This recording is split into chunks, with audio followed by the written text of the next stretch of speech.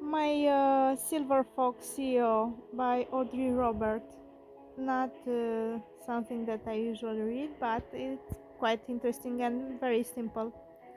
My Fox CEO centers on Destiny Brandt, a young woman who lands an internship at a financial firm thanks to the help of her best friend.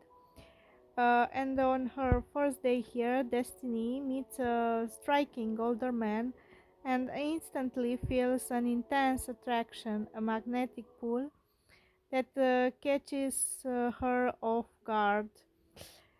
She is drawn to him physically and emotionally, but the attraction comes with a massive conflict. This man is none other than Grayson Moore, the CEO of the firm, and the father of her best friend. This thus begins a forbidden romance between an intern and boss, best friend, dad, and a friend. Despite their awareness of how taboo and problematic the relationship is, professionally, ethically, and emotionally, Destiny and Grayson struggle to resist. Over time, late night at work and shared vulnerability lead them to give in to desires. So their relationship becomes secret, intense, and deeply emotional charge.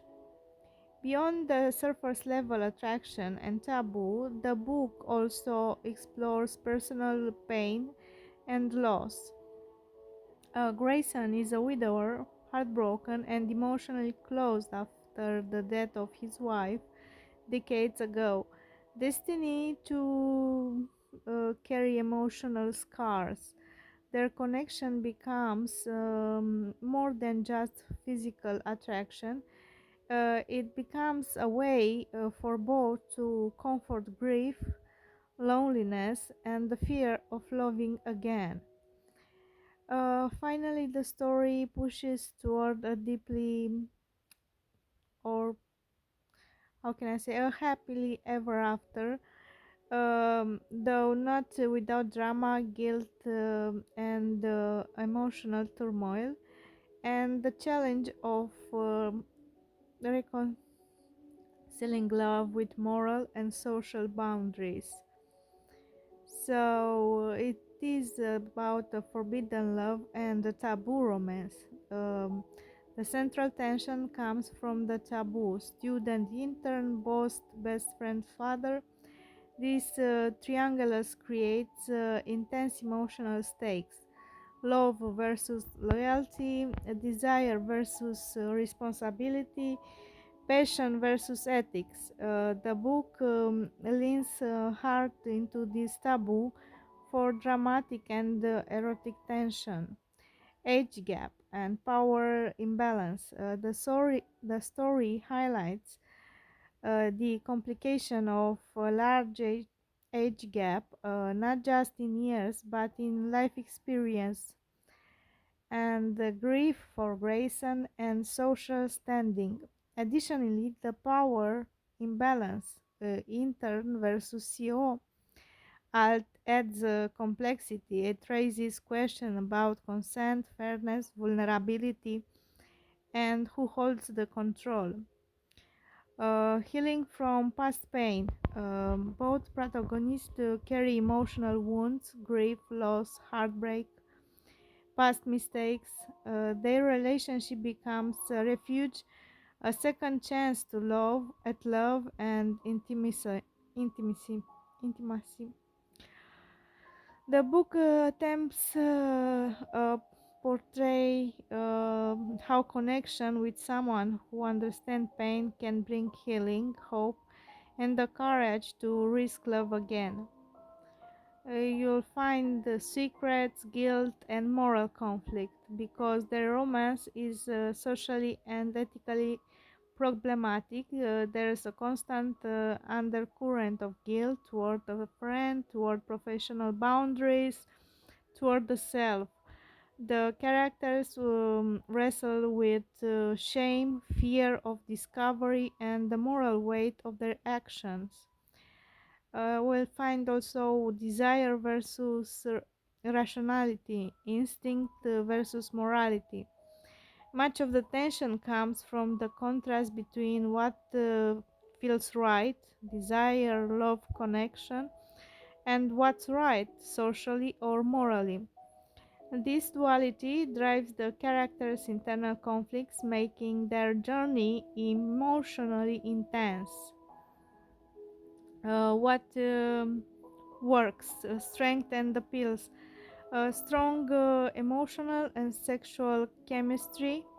Many readers mentioned that the meet cute first encounter and the gradual build up of attraction is what pulls them in.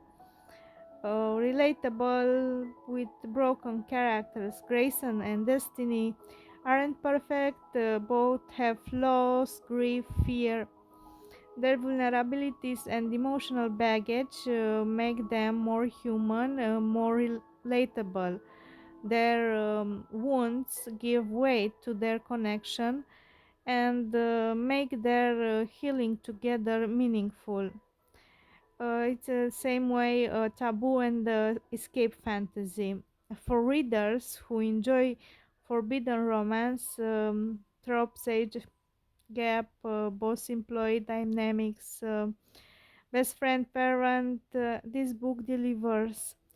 It offers both escapism and intense emotional and physical tension.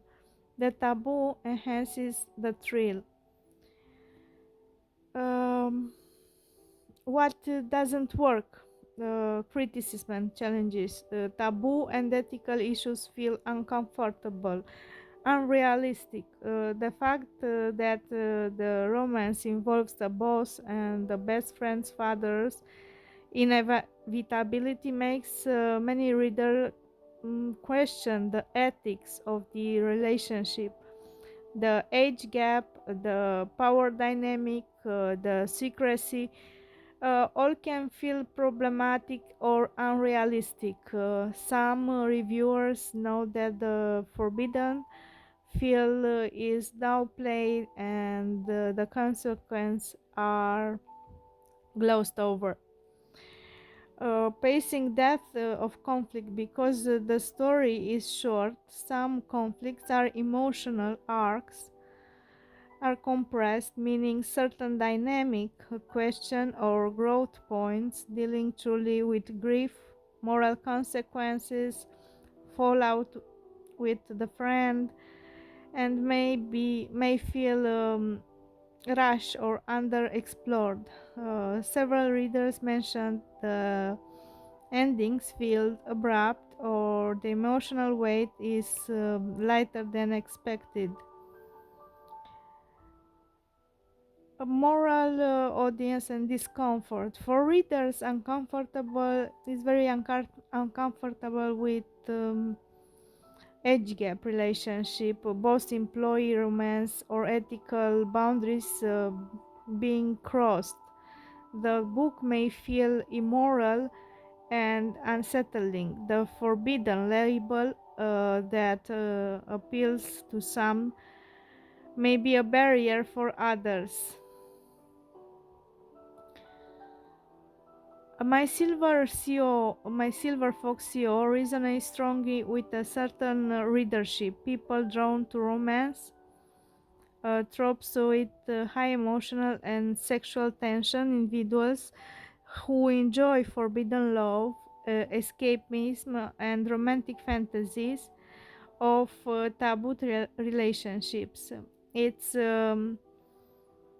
brevity, emotional chemistry, something like a comfort read, something you devour quickly but that still delivers a rush. At the same time, the book challenges conventional boundaries and social norms. Age difference, both subordinate relationship, conflict between loyalty and love. It raises, even if implicitly, question about consent, power dynamics, emotional vulnerability, and the consequence of giving in to forbidden desire. Thus, the book can be both a guilty pleasure romance and the subject of critical discomfort. Its appeal depends heavily on the reader tolerance or lack of that for taboo romance tropes. For a reader open to complex emotional conflict, attraction, and flawed characters, the book offers a safe danger, a romance that feels dangerous and challenges the ethical and the moral boundaries. But it's a romance easy to read. Also, it makes us put some moral question. It's okay, it's quite fine.